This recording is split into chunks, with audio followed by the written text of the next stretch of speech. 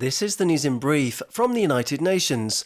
10 years since Jordan's Zaatari camp opened its doors to 80,000 displaced Syrians, poverty now affects an increasing number of residents who face an uncertain future, the UN Refugee Agency, UNHCR, said on Friday. Increasing global food and energy prices that have been made worse by Russia's invasion of Ukraine have seen many refugee families struggling to meet their basic needs on a daily basis, it insisted. Despite the provision of food assistance overall, household incomes have declined rapidly, while poverty levels have increased worryingly in the camp.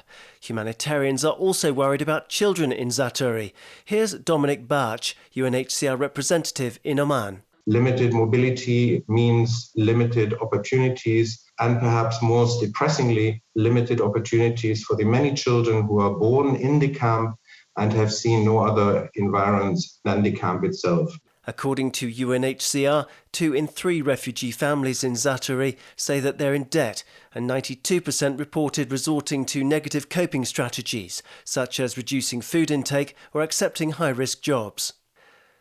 A landmark agreement has been reached for the production of low-cost injectable HIV medicines in 90 developing countries where the majority of infections occur, UNITAID said on Friday.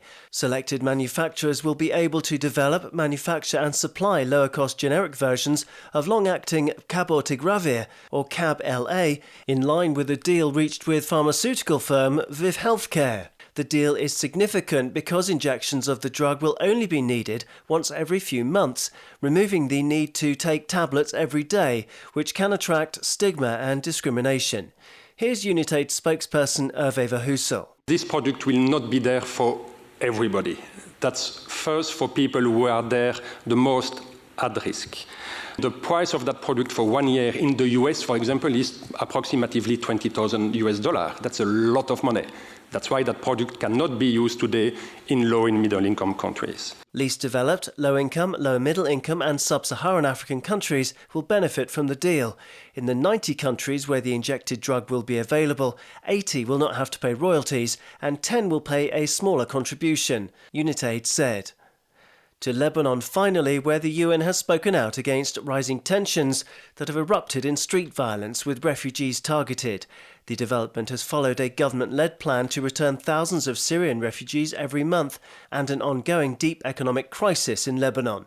Condemning the impact on everyone in Lebanon, which hosts around 1.5 million Syrians displaced by the war, the UN Refugee Agency UNHCR said that secure access to food and other basic needs should be guaranteed.